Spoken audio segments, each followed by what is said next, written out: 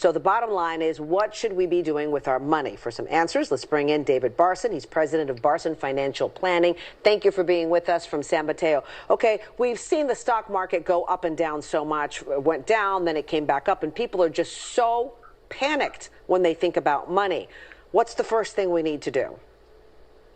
Yeah, if you're panicked about money, you want to check your overall situation. Look at your stock allocation, your bond allocation, your cash allocation, and you want to make sure that that's in line with what your overall goals are. And you don't want to make any rash decisions. You don't want to make any knee-jerk decisions that are going to potentially take you off track of your long-term retirement goals. So, David, $1,200 really isn't going to be enough to get people by for very long. I mean, here in the Bay Area, things are so expensive that may not even pay someone's mortgage at all. So is this the time that you should be trying to shift some money out of your retirement, or should you just try to find some other options first?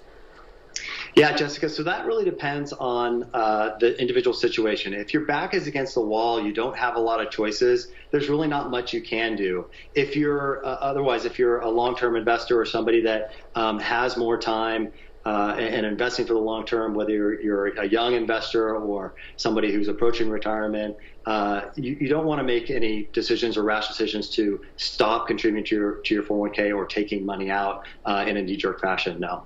How long do we, what are you telling your clients in terms of how long they're going to have to endure this? We're hearing that we're hearing from a lot of people saying it's going to be a deep but maybe a shorter recession, so just try to hang tight. Yeah, the way I think about this is, that retail store on the corner that maybe has shut down because they don't have any traffic anymore, and they've laid off employees. If those employees are, sitting there, but then all of a sudden a few weeks go by and the retail store opens back up, then we're in a situation where that employee is going to go right back to work and we'll have business as usual. If this lasts for 3-4 months and that business has to close down because they can't pay for the rents or can't pay the ongoing expenses, then we're in a completely different situation. The stimulus package, I think, will not be enough in that latter type of scenario. So what I'm telling my clients right now is just to remain patient. The portfolios that I put together, the mix of stocks, bonds, and cash for my clients, have taken these types of movements into account. And so I'm telling them that to hang in there, remain patient. All right, let's go to the other end of the spectrum. If you're someone that actually has one of those essential jobs, so you're in a good position right now, and you hear a lot of people saying, oh, this is the time to buy. You should be putting more money in the market. Or is this the time to buy a house if you have the money? Is this the time to make a big purchase like a car? Yeah, so I think if you have a steady income coming in, if you have 12 months of cash set aside for living expenses, don't postpone those expenses. I was talking with a client this week who was in that specific situation, looking to remodel their house, asked that specific question: should I be doing something different? And the answer was no.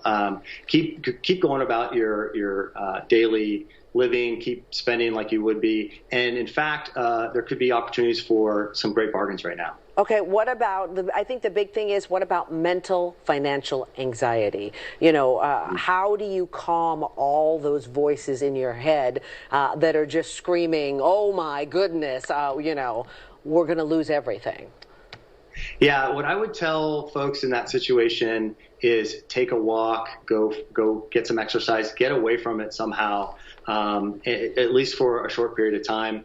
Like I said earlier, you don't want to make emotional decisions. You don't want to make any rash decisions. In fact, there's a study that's done by Dalbar, and it's looks at 20-year returns in the market of average investors. And what it shows is that the average investor gets about half the returns of the overall market. And the reason is because they get very short-term focused, they get very emotional in times like these, and they make the wrong decisions. So, you want to be rational in that situation. Yep. Let's try to be rational. Thank you so much for helping us be rational, David. Thank you. Thank you so much, Jessica.